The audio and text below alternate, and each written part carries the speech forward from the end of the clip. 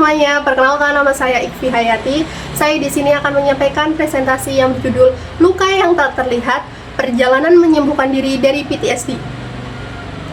Pernahkah kalian merasa bahwa ada satu kejadian masa lalu yang benar-benar sulit untuk dilupakan?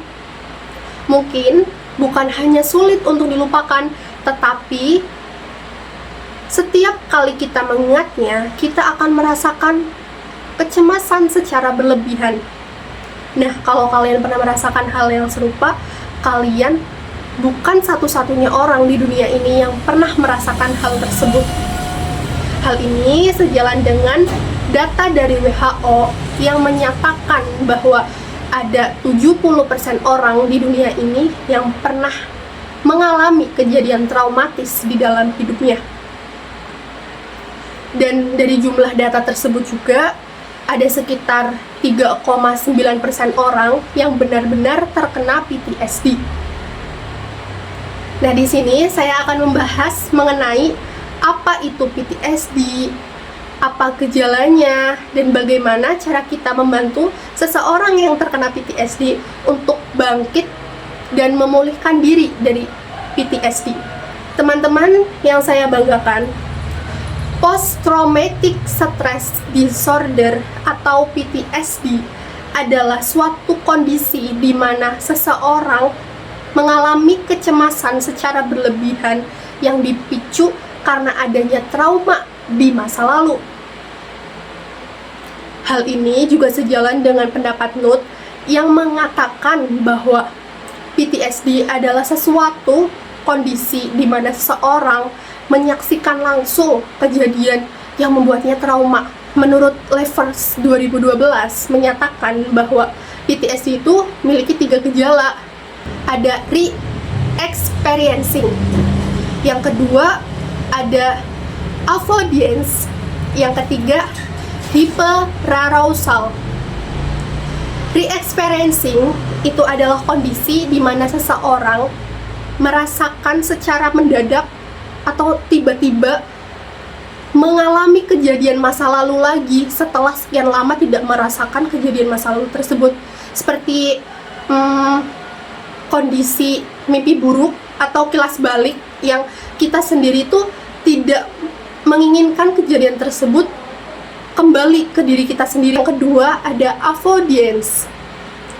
Avoidance adalah kondisi di mana seseorang itu lebih cenderung menghindari suatu tempat, situasi, ataupun orang-orang yang pernah ada di dalam suatu kejadian itu agar kita tidak merasakan kejadian tersebut terulang kembali. Hyperarousal itu suatu kondisi di mana seseorang mudah merasakan kecemasan, sulit tidur, dan ketakutan secara berlebihan. Para peneliti juga sepakat dan berupaya untuk mengenali dan mendiagnosis PTSD dengan cara pendekatan hybrid case-based reasoning. Hybrid case-based reasoning adalah suatu pendekatan yang dilakukan oleh para peneliti untuk menentukan gejala-gejala dari pasien yang terkena PTSD. Memahami mengenai PTSD bukan saja tentang mengetahui apa itu trauma, tetapi kita di sini belajar untuk membantu seseorang yang terkena PTSD untuk bangkit dan pulih. Maka dari itu ada beberapa cara yang bisa membantu para penderita PTSD untuk kembali pulih. Antara lain, yang pertama, mencarikan bantuan profesional seperti psikolog dan konselor. Yang kedua, melatih kesadaran diri dengan relaksasi. Yang ketiga, membangun dukungan sosial. Yang keempat, merubah pola hidup menjadi lebih sehat, tidak menyalahkan diri sendiri. Dengan adanya dukungan, kesadaran, serta penanganan yang tepat, harapannya para penderita PTSD bisa memiliki kesempatan yang sama untuk sembuh atau pulih dari kejadian masa lalu yang traumatis. Tidak ada luka yang benar-benar permanen.